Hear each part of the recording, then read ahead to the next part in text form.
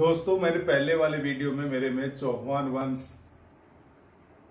की जो राजस्थान में शाखाएं पाई गई है, उनके संस्थापक कौन कौन थे, किस वर्ष में संस्थापक हुई, और चौहान वंश की उत्पत्ति के बारे में साहित्यिक और आर्कोलॉजिक एविडेंस थे, उनके बारे में काफी डिटेल से बताया गया है। अब उन्हीं जो शाखाएं हैं उनको हम एक एक लेके और आपको बताते हैं। सबसे पहले अपन शाकंभरी, सांबर या सापादलक्ष के चौहानों के बारे में जानकारी लेंगे। यहाँ से शाकंभरी शाखा के जो मुख्य शासक हुए हैं और उनकी उपलब्धियां क्या रही है, उनके बारे में मैं आपको डिटेल से बताने वाला हूँ। आप वीडियो पे लाइव बने रहें और स्क्रीनशॉट्स भी लेते रहें, जो आपके लिए काफी उपयोगी रहेंगे। शाकंभरी या सांबर या चौहान है, ये प्रारंभिक शाखा है चौहानों की, और इसका जो मूल स्थान है उसको लेकर विद्वानों में काफी मतभेद है। किसी ने कुछ बताया, किसी ने कुछ बताया है। डॉक्टर गोपीनाथ शर्मा ने जंगल प्रदेश सांबर, दशरथ शर्मा चित्तौड़,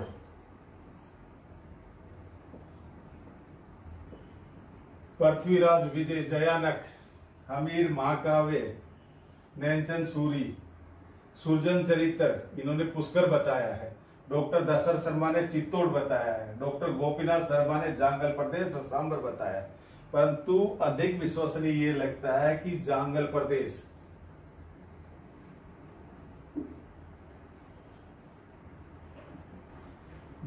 प्रदेश का जो पूर्वी भाग है सांबर,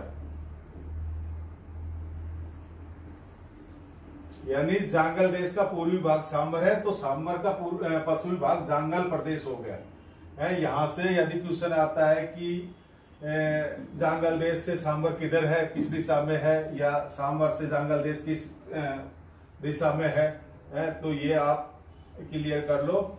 अधिकतर लोगों ने सांबर को मूल स्थान बताया है। सांबर को मूल स्थान बताया है। बिजोलिया अभिलेख,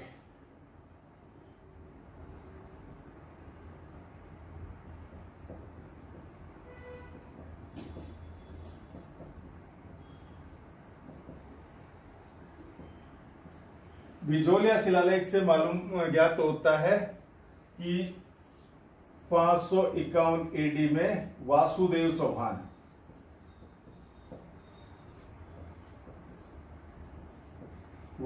चौहान ने शाकंभरी शाखा की स्थापना की। मूल स्थान मैं बता चुका हूं, सांबर है। और इसी अभिलेख से ज्ञात होता है कि इसने सांबर झील का निर्माण करवाया यहां पे, और शाकंभरी माता का मंदिर बनाया।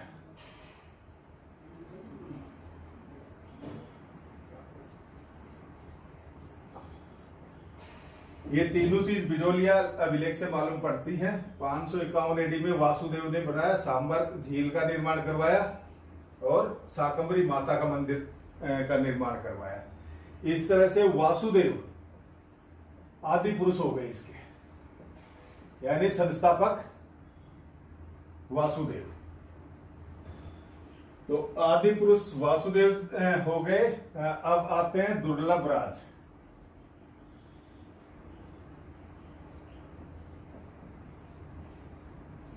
दुर्लभ राज, मैं यहां आपको स्पष्ट कर देना चाह रहा हूं कि दुर्लभ राज सामंत शासक था, स्वतंत्र शासक नहीं था, सामंत शासक था। सामंत शासक, और किसका सामंत था? प्रतिहार शासक वत्सराज, यानी स्वतंत्र शासक न होकर सामंत शासक था। अब वत्सराज यानी प्रतिहार, पाल, राष्ट्रकूटा।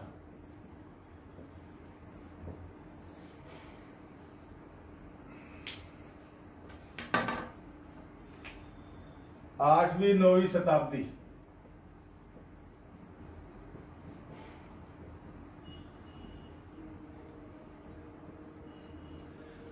प्रतिहार पाल और राष्ट्रकूटा। राष्ट्रकूटा साउथ, पाल बंगाल, प्रतिहार कन्नौज। इसको कन्नौज की स्थिति कमजोर थी। प्रतिहार राजस्थान में थे, कन्नौज की स्थिति कमजोर थी और कन्नौज उस टाइम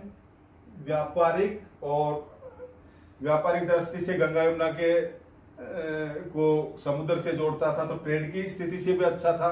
गंगा यमुना के दोआब में स्थित है, तो काफी फर्टाइल एरिया था, यानी प्रोस्पेरिटी के हिसाब से। तो कन्नौज पे तीनों ही अधिकार करना चाह रहे थे, और कन्नौज को बेस बनाकर ये त्रिपक्षीय संघर्ष होता है, इनमें त्रिपक्षीय संघर्ष है। तो वत्सराज की तरफ से दुर्लभ राज ने सामंत की हैसियत से त्रिपक्षीय संघर्ष में भाग लिया और पाल शासक धर्मपाल को मुंगेर के युद्ध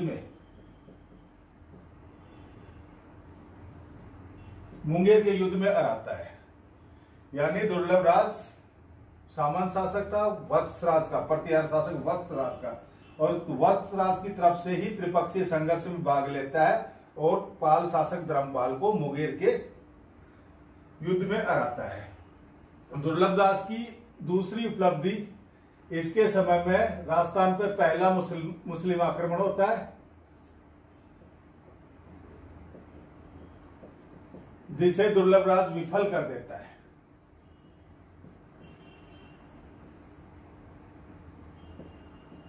यानी दुर्लभ राज प्रतिराज वत्सराज का काफी सशक्त और शक्तिशाली सामंत रहा है, और बड़ी उपलब्धि है कि त्रिपक्षीय संघर्ष में भाग लिया है, पहले मुसलमान आक्रमण को असफल किया है। दुर्लभ राज के बाद में प्रमुख शासक गुवक फर्स्ट, चौहान शासक, ये भी सामंत शासक थे, यानी स्वतंत्र शासक नहीं थे। प्रतिहार शासक नागभट्ट सेकंड का सामंत।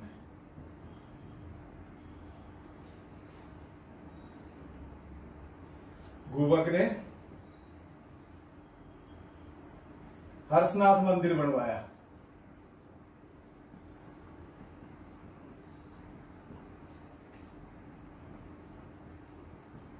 हर्षनाथ मंदिर कहाँ है? सीकर में, रेवासा के पास। यहाँ हर्षनाथ प्रशस्ति मिलती है, जिसमें चौहानों की वंशावली मिलती है। और इस मंदिर को औरंगजेब ने अपनी मूर्ति भंजक नीति के कारण तुड़वाया था। गुवक का तीसरा था, सामंत शासक था, पर वीर था, योद्धा था, शक्तिशाली था, तो वीर की उपाधि धारण की।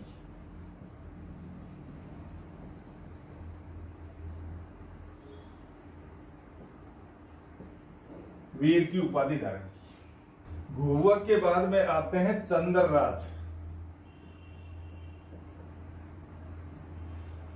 सामंत शासक।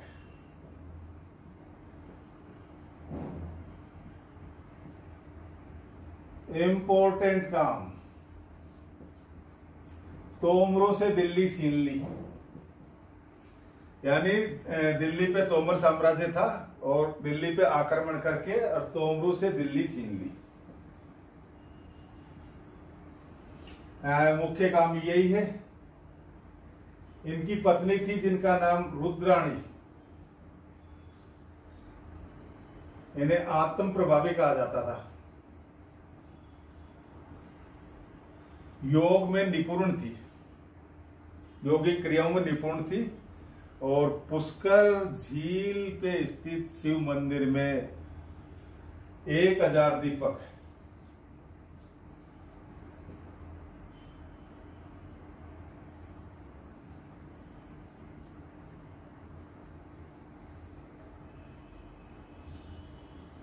यहां मंदिर जलवाकर एक तरह से जो दीपदान की प्रथा थी या दीपदान था, वो प्रतिदिन करवाती थी।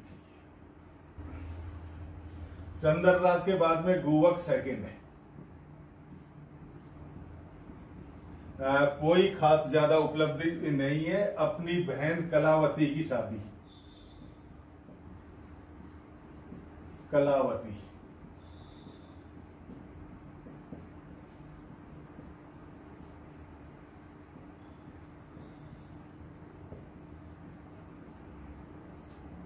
अपनी बहन कलावती की शादी प्रतिहार शासक मिहिर भोज से करके और प्रतिहारों से अपने रिलेशन ज्यादा मजबूत कर लिए।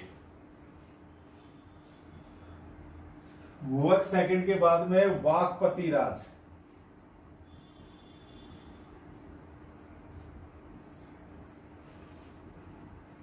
पहला चौहान शासक है।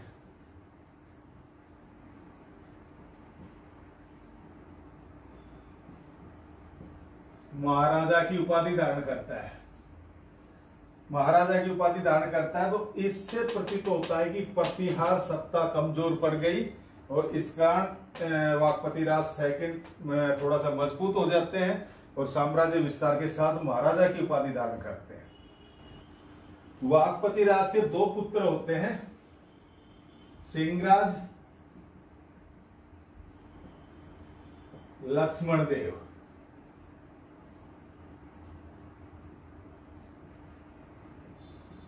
सिंहराज आगे शासक, वाकपति राज के बाद में शासक बनते हैं और लक्ष्मण देव ने 940 एडी में चौहानों की नाडोल शाखा,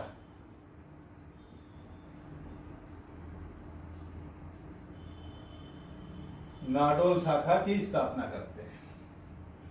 यानी वाकपति राज ने पहला थोड़ा सा वो है कि महाराज की उपाधिधारी। इसका सीधा सीधा सा मतलब ये निकलता है कि प्रतिहार सत्ता कमजोर होने लगी थी है और इसका फायदा आगे सिंहराज उठाते हैं और इन्हीं के पुत्र लक्ष्मण देव ने जो 940 एडी में नाडोल शाखा की स्थापना करती है। नाडोल शाखा के बारे में अपन पढ़ेंगे। नाडोल शाखा चौहान वंश की एक शक्ति का एक छोटा पर प्रमुख केंद्र रहा है राजस्थान में। अभी जैसे मैंने आपको क्लियर किया कि वाकपति राज ने महाराजा की उपाधि धारण की, इट मीन्स प्रतिहार सत्ता कमजोर पड़ी, उसका फायदा उठाया सिंह राज ने। सिंहराज या सिंहराज। अभी तक के जो भी चौहान शासक आपको बताए गए सारे सामंत शासक थे, प्रथम स्वतंत्र शासक।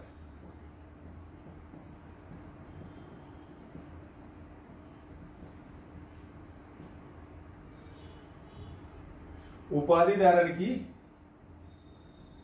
महाराजाधिराज परम भट्टारक परमेश्वर या महाराजाधिराज परम भट्टारक परमेश्वर।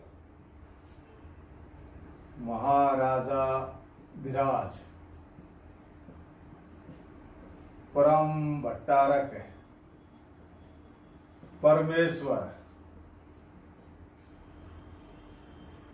वाकपति राव महाराजा बने, सामंत थे, महाराजा विराज बन गए यानी स्वतंत्र हो गए प्रतिहार सत्ता से। सामंत से स्वतंत्र शासक, परमेश्वर बन गए।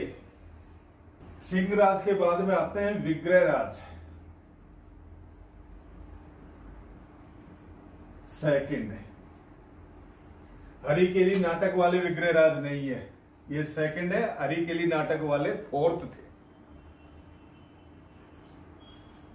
अब तक के जो प्रारंभिक चौहान शासक हुए थे, प्रारंभिक चौहान शासक सबसे शक्तिशाली थे। उनमें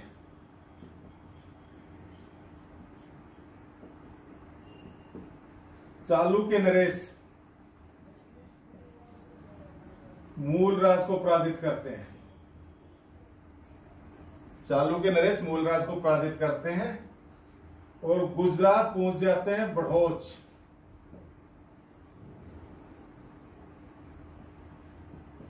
आशापुरा देवी, आशापुरा देवी का मंदिर का निर्माण करवाते हैं। आशापुरा देवी नाडोल के चौहान शासकों की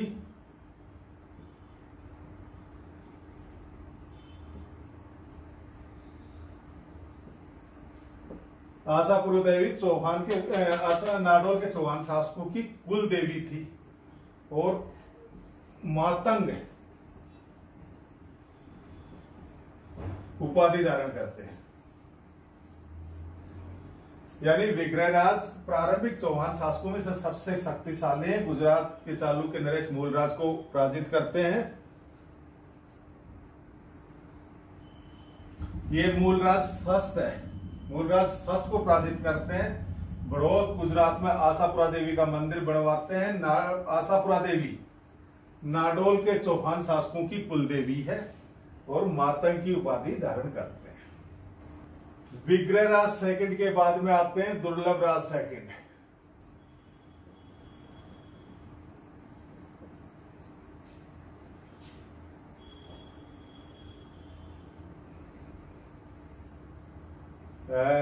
शक्तिशाली शासक थे। नाडोल शाखा चौहानों की जो नाडोल शाखा थी, स्थापना 940 में लक्ष्मण देव ने की थी और नाडोल शासका का शासक था महेंद्र, उसको पराजित करते हैं। दुर्लभ राज नाडोल शाखा के शासक महेंद्र को पराजित करते हैं और दुर्लभ शेख उपाधि धारण करते हैं। अब आते हैं गोविंदराज थर्ड।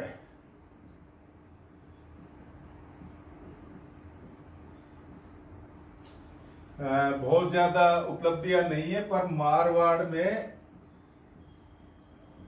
मुस्लिम आक्रमण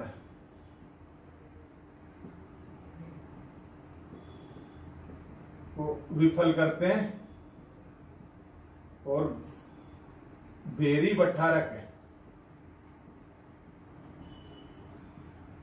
उपाधि धारण करते हैं।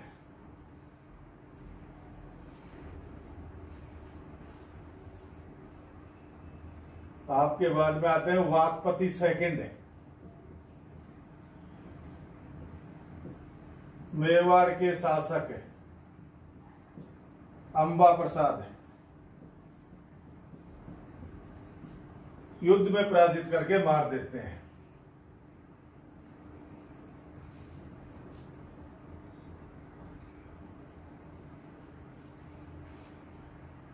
इसके बाद में आते हैं वीर्यराम, कमजोर शासक।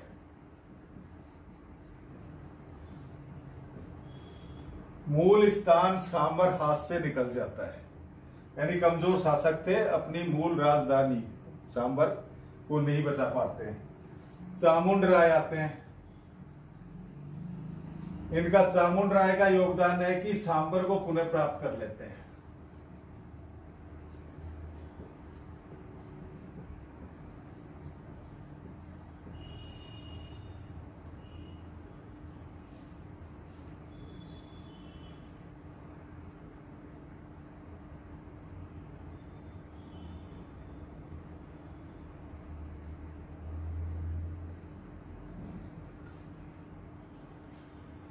चामुंड राय के बाद में सिंगट, कोई खास योगदान नहीं।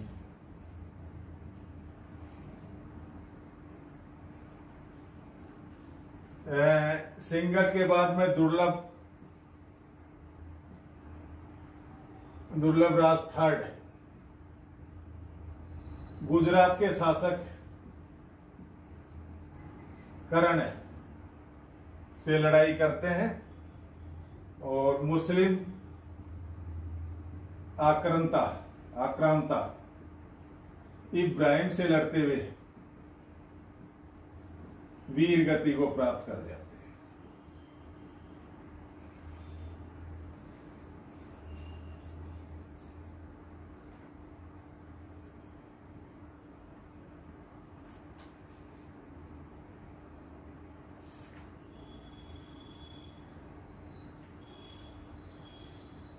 इसके बाद में छोटे छोटे शासक और आते हैं जिनका कोई खास योगदान नहीं है।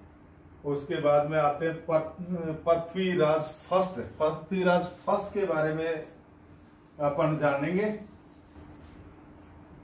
पृथ्वीराज फर्स्ट है।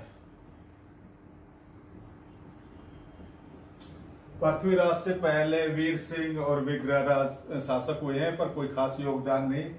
पृथ्वीराज के समय में 700 चालुक्य ने पुष्कर के ब्राह्मणों को लूटने के लिए आक्रमण कर दिया था, तो पृथ्वीराज ने इन लोगों को पकड़कर कत्लेआम करवा दिया था, यानी सशक्त शासक था। दूसरा, पृथ्वीराज के पुष्कर के ब्राह्मणों को लूटने के लिए आए थे।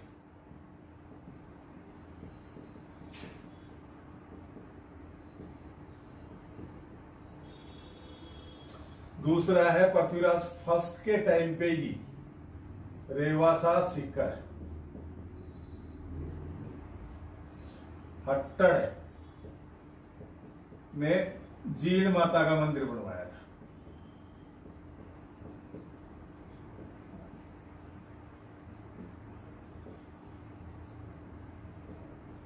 जीण माता का मंदिर बनवाया था। इस तरह से चौहान वंश की जो शाकंभरी शाखा है, पृथ्वीराज फर्स्ट उसके लास्ट होते हैं।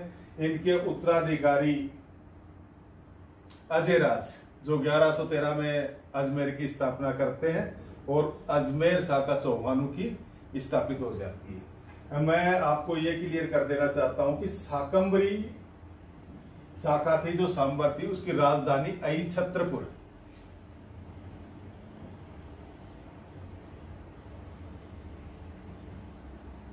अहिछत्रपुर थी। अहिछत्रपुर का आधुनिक नाम नागौर है। नागौर को धातु नगरी भी कहा जाता है। तो राजधानी पूछे तो अहिछत्रपुर, नागौर, ठीक है।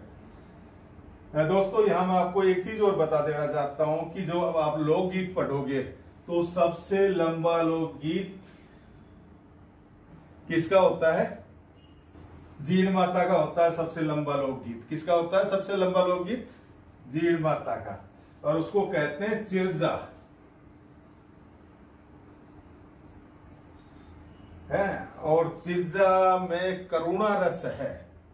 एक्चुअल में जीण माता और हर्षनाथ जी भाई बहन थे, और जैसा जनश्रुतियों में सुनते हैं कि जीण माता और उनकी भाभी के बीच में मनमुटाव हो जाता है और इसको लेके जीण माता घर छोड़ देती है, और उसी प्रसंग को लेके चिरजा गाया जाता है। तो इसमें कौन सा रस होगा? करुणा रस।